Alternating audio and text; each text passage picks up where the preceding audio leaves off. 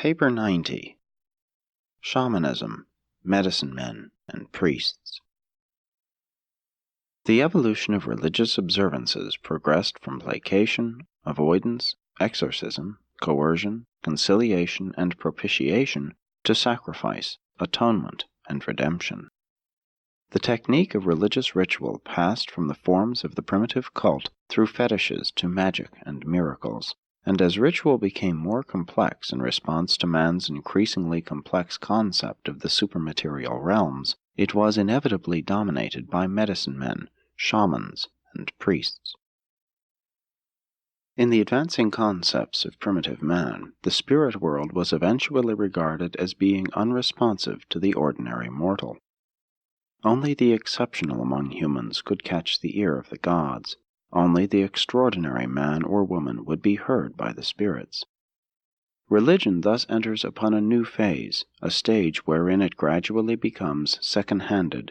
Always does a medicine man, a shaman, or a priest intervene between the religionist and the object of worship. And today, most Urantia systems of organized religious belief are passing through this level of evolutionary development. Evolutionary religion is born of a simple and all-powerful fear, the fear which surges through the human mind when confronted with the unknown, the inexplicable, and the incomprehensible. Religion eventually achieves the profoundly simple realization of an all-powerful love, the love which sweeps irresistibly through the human soul when awakened to the conception of the limitless affection of the Universal Father for the sons of the universe.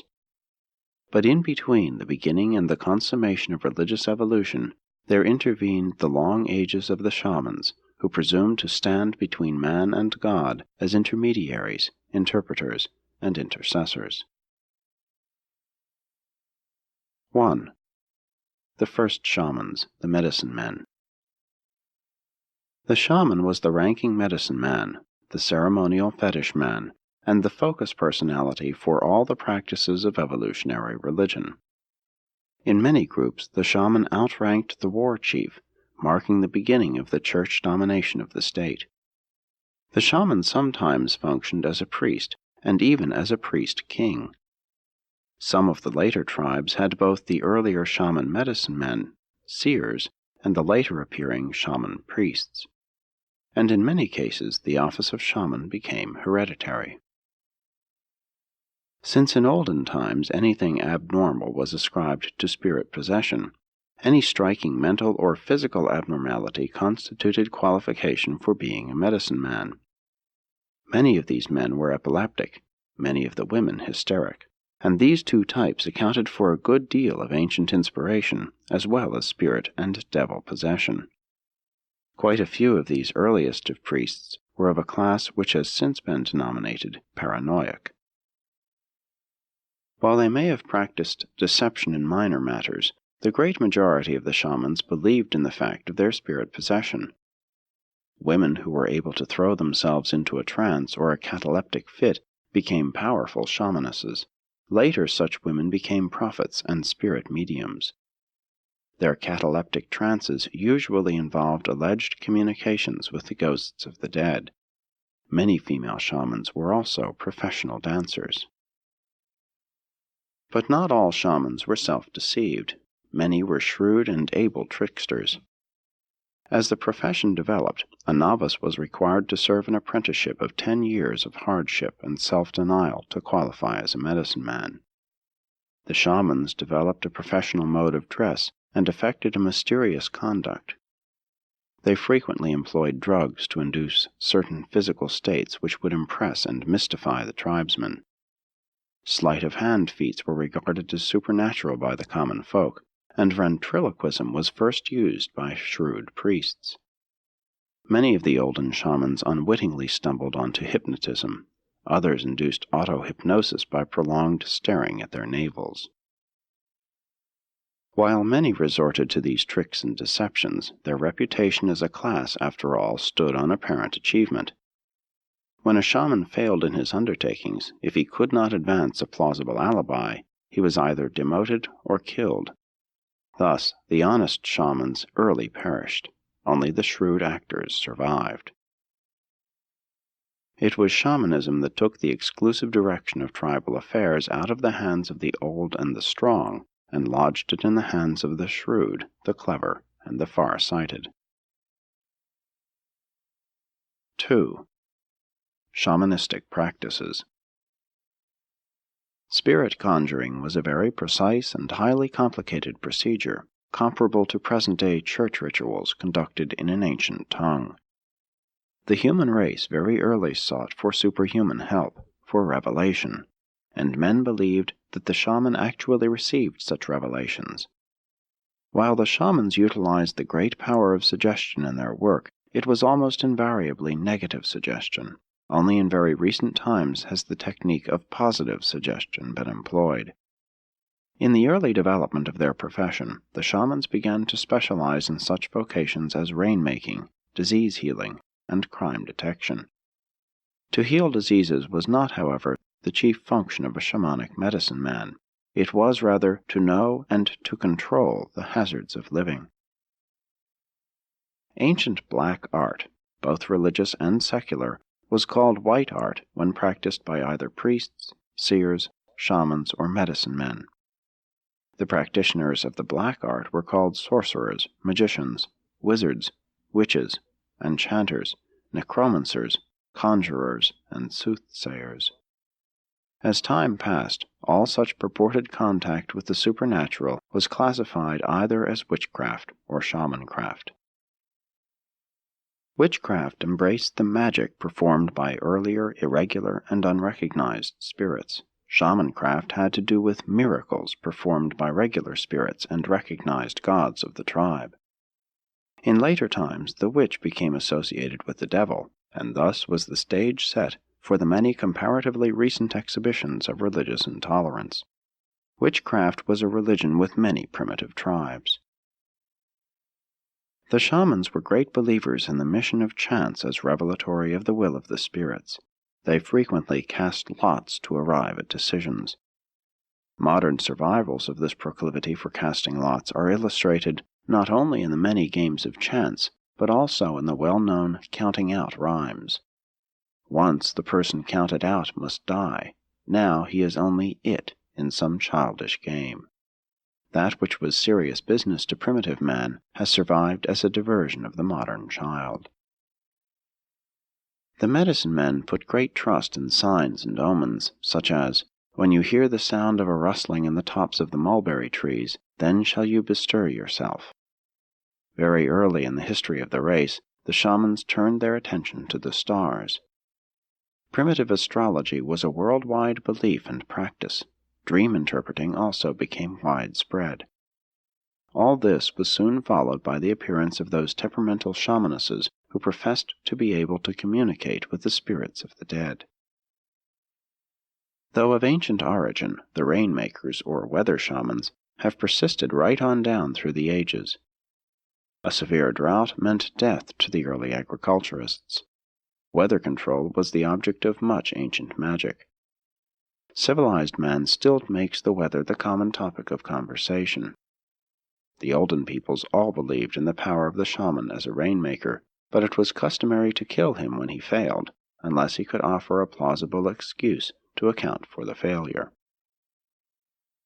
Again and again did the Caesars banish the astrologers, but they invariably returned because of the popular belief in their powers.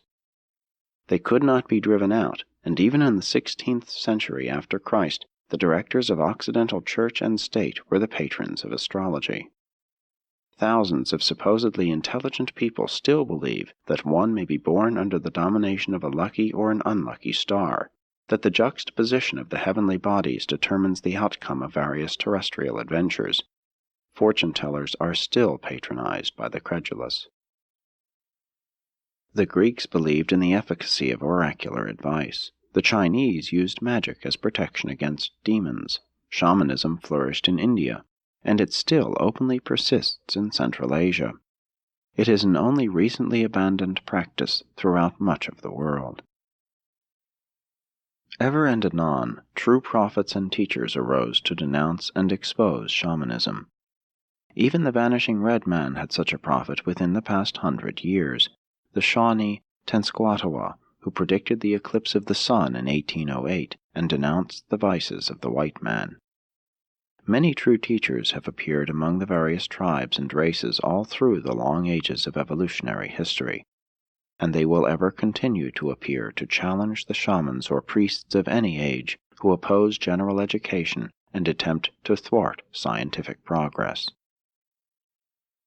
In many ways and by devious methods, the olden shamans established their reputations as voices of God and custodians of providence. They sprinkled the newborn with water and conferred names upon them. They circumcised the males. They presided over all burial ceremonies and made due announcement of the safe arrival of the dead in spirit land. The shamanic priests and medicine men often became very wealthy through the accretion of their various fees, which were ostensibly offerings to the spirits. Not infrequently a shaman would accumulate practically all the material wealth of his tribe. Upon the death of a wealthy man, it was customary to divide his property equally with the shaman and some public enterprise or charity. This practice still obtains in some parts of Tibet, where 1/2 the male population belongs to this class of non-producers. The shamans dressed well and usually had a number of wives. They were the original aristocracy, being exempt from all tribal restrictions. They were very often of low-grade mind and morals. They suppressed their rivals by denominating them witches or sorcerers, and very frequently rose to such positions of influence and power that they were able to dominate the chiefs or kings. Primitive man regarded the shaman as a necessary evil. He feared him, but did not love him. Early man respected knowledge. He honored and rewarded wisdom. The shaman was mostly fraud, but the veneration for shamanism well illustrates the premium put upon wisdom in the evolution of the race. 3. The shamanic theory of disease and death.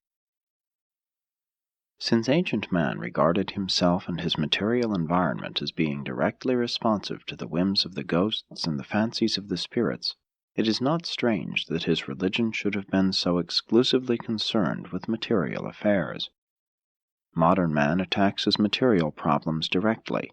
He recognizes that matter is responsive to the intelligent manipulation of mind. Primitive man likewise desired to modify and even to control the life and energies of the physical domains, and since his limited comprehension of the cosmos led him to the belief that ghosts, spirits, and gods were personally and immediately concerned with the detailed control of life and matter, he logically directed his efforts to winning the favor and support of these superhuman agencies.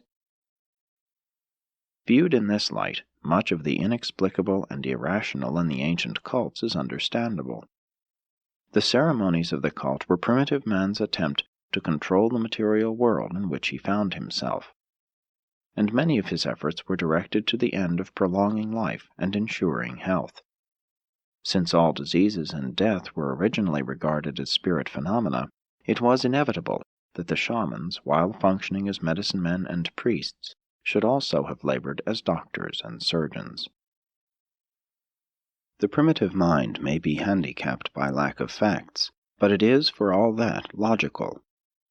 When thoughtful men observe disease and death, they set about to determine the causes of these visitations, and in accordance with their understanding, the shamans and the scientists have propounded the following theories of affliction. 1. Ghosts, direct spirit influences. The earliest hypothesis advanced in explanation of disease and death was that spirits caused disease by enticing the soul out of the body. If it failed to return, death ensued. The ancients so feared the malevolent action of disease-producing ghosts that ailing individuals would often be deserted without even food or water. Regardless of the erroneous basis for these beliefs, they did effectively isolate afflicted individuals and prevent the spread of contagious disease. 2. Violence. Obvious causes. The causes for some accidents and deaths were so easy to identify that they were early removed from the category of ghost action. Fatalities and wounds attendant upon war, animal combat, and other readily identifiable agencies were considered as natural occurrences. But it was long believed that the spirits were still responsible for delayed healing or for the infection of wounds of even natural causation. If no observable natural agent could be discovered, the spirit ghosts were still held responsible for disease and death. Today, in Africa and elsewhere, may be found primitive peoples who kill someone every time a nonviolent death occurs. Their medicine men indicate the guilty parties. If a mother dies in childbirth, the child is immediately strangled, a life for a life. 3. Magic, the influence of enemies. Much sickness was thought to be caused by bewitchment, the action of the evil eye, and the magic-pointing bow. At one time it was really dangerous to point a finger at anyone. It is still regarded as ill-mannered to point. In cases of obscure disease and death, the ancients would hold a formal inquest, dissect the body, and settle upon some finding as the cause of death. Otherwise, the death would be laid to witchcraft, thus necessitating the execution of the witch responsible therefor. These ancient coroners' inquests saved many a supposed witch's life. Among some it was believed that a tribesman could die as a result of his own witchcraft, in which event no one was accused. 4. Sin, punishment for taboo violation.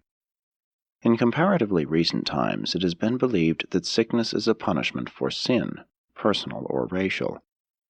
Among peoples traversing this level of evolution, the prevailing theory is that one cannot be afflicted unless one has violated a taboo. To regard sickness and suffering as arrows of the Almighty within them is typical of such beliefs. The Chinese and Mesopotamians long regarded disease as the result of the action of evil demons, although the Chaldeans also looked upon the stars as the cause of suffering. This theory of disease as a consequence of divine wrath is still prevalent among many reputedly civilized groups of Urantians. 5. Natural causation. Mankind has been very slow to learn the material secrets of the interrelationship of cause and effect in the physical domains of energy, matter, and life. The ancient Greeks, having preserved the traditions of Adamson's teachings, were among the first to recognize that all disease is the result of natural causes. Slowly and certainly the unfolding of a scientific era is destroying man's age-old theories of sickness and death. Fever was one of the first human ailments to be removed from the category of supernatural disorders, and progressively the era of science has broken the fetters of ignorance which so long imprisoned the human mind. An understanding of old age and contagion is gradually obliterating man's fear of ghosts, spirits, and gods as the personal perpetrators of human misery and mortal suffering. Evolution unerringly achieves its end. It imbues man with that superstitious fear of the unknown and dread of the unseen which is the scaffolding for the God concept. And having witnessed the birth of an advanced comprehension of deity, through the coordinate action of revelation, this same technique of evolution then unerringly sets in motion those forces of thought which will inexorably obliterate the scaffolding which has served its purpose. 4. Medicine under the shamans. The entire life of ancient men was prophylactic. Their religion was in no small measure a technique for disease prevention. And regardless of the error in their theories, they were wholehearted in putting them into effect. They had unbounded faith in their methods of treatment, and that, in itself, is a powerful remedy. The faith required to get well under the foolish ministrations of one of these ancient shamans was, after all, not materially different from that which is required to experience healing at the hands of some of his later-day successors who engage in the non-scientific treatment of disease. The more primitive tribes greatly feared the sick, and for long ages they were carefully avoided, shamefully neglected. It was a great advance in humanitarianism when the evolution of shamancraft produced priests and medicine men who consented to treat disease. Then it became customary for the entire clan to crowd into the sick room to assist the shaman in howling the disease ghosts away. It was not uncommon for a woman to be the diagnosing shaman, while a man would administer treatment. The usual method of diagnosing disease was to examine the entrails of an animal. Disease was treated by chanting, howling, laying on of hands, breathing on the patient, and many other techniques. In later times, the resort to temple sleep, during which healing supposedly took place, became widespread. The medicine men eventually essayed actual surgery in connection with temple slumber. Among the first operations was that of defining the skull to allow a headache spirit to escape. The shamans learned to treat fractures and dislocations, to open boils and abscesses. The shamanesses became adept at midwifery. It was a common method of treatment to rub something magical on an infected or blemished spot on the body, throw the charm away, and supposedly experience a cure. If anyone should chance to pick up the discarded charm, it was believed he would immediately acquire the infection or blemish. It was a long time before herbs and other real medicines were introduced.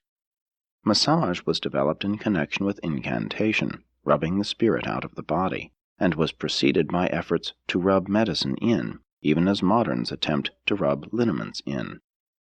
Cupping and sucking the affected parts, together with bloodletting, were thought to be of value in getting rid of a disease-producing spirit. Since water was a potent fetish, it was utilized in the treatment of many ailments. For long it was believed that the spirit causing the sickness could be eliminated by sweating. Vapor baths were highly regarded. Natural hot springs soon blossomed as primitive health resorts. Early man discovered that heat would relieve pain. He used sunlight, fresh animal organs, hot clay, and hot stones, and many of these methods are still employed. Rhythm was practiced in an effort to influence the spirits. The tom-toms were universal. Among some people, disease was thought to be caused by a wicked conspiracy between spirits and animals. This gave rise to the belief that there existed a beneficent plant remedy for every animal-caused disease. The red men were especially devoted to the plant theory of universal remedies. They always put a drop of blood in the root hole left when the plant was pulled up. Fasting, dieting, and counter-irritants were often used as remedial measures. Human secretions, being definitely magical, were highly regarded. Blood and urine were thus among the earliest medicines and were soon augmented by roots and various salts. The shamans believed that diseased spirits could be driven out of the body by foul-smelling and bad-tasting medicines. Purging very early became a routine treatment, and the values of raw cocoa and quinine were among the earliest pharmaceutical discoveries.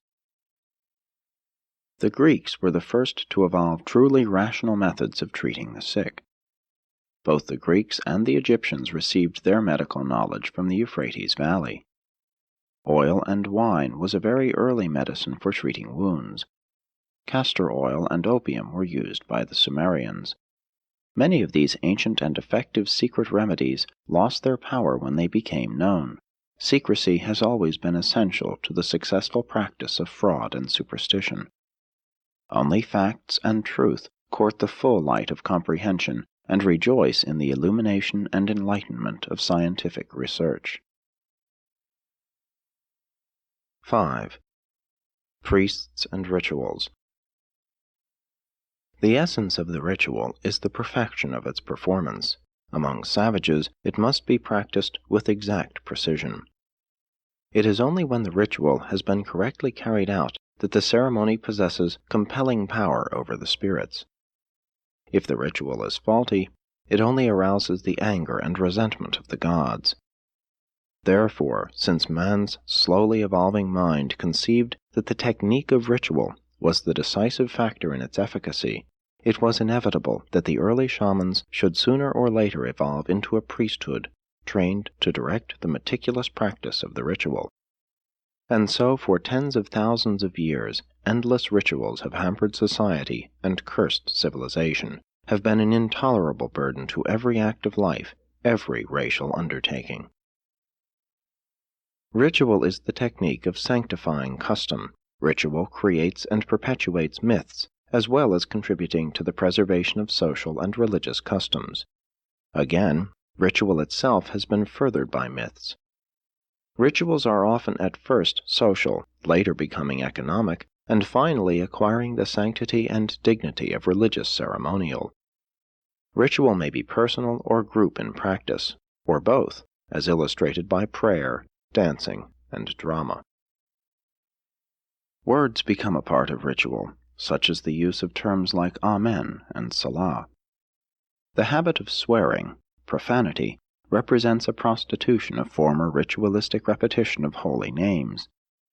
The making of pilgrimages to sacred shrines is a very ancient ritual. The ritual next grew into elaborate ceremonies of purification, cleansing, and sanctification. The initiation ceremonies of the primitive tribal secret societies were in reality a crude religious rite. The worship technique of the olden mystery cults was just one long performance of accumulated religious ritual. Ritual finally developed into the modern types of social ceremonials and religious worship, services embracing prayer, song, responsive reading, and other individual and group spiritual devotions. The priests evolved from shamans up through oracles, diviners, singers, dancers, weather makers, guardians of religious relics, temple custodians, and foretellers of events to the status of actual directors of religious worship. Eventually, the office became hereditary. A continuous priestly caste arose. As religion evolved, priests began to specialize according to their innate talents or special predilections. Some became singers, others prayers, and still others sacrificers. Later came the orators, preachers. And when religion became institutionalized, these priests claimed to hold the keys of heaven. The priests have always sought to impress and awe the common people by conducting the religious ritual in an ancient tongue and by sundry magical passes so to mystify the worshippers as to enhance their own piety and authority. The great danger in all this is that the ritual tends to become a substitute for religion. The priesthoods have done much to delay scientific development and to hinder spiritual progress, but they have contributed to the stabilization of civilization and to the enhancement of certain kinds of culture. But many modern priests have ceased to function as directors of the ritual of the worship of God, having turned their attention to theology, the attempt to define God. It is not denied that the priests have been a millstone about the neck of the races, but the true religious leaders have been invaluable in pointing the way to higher and better realities. Presented by a Melchizedek of Nebadon.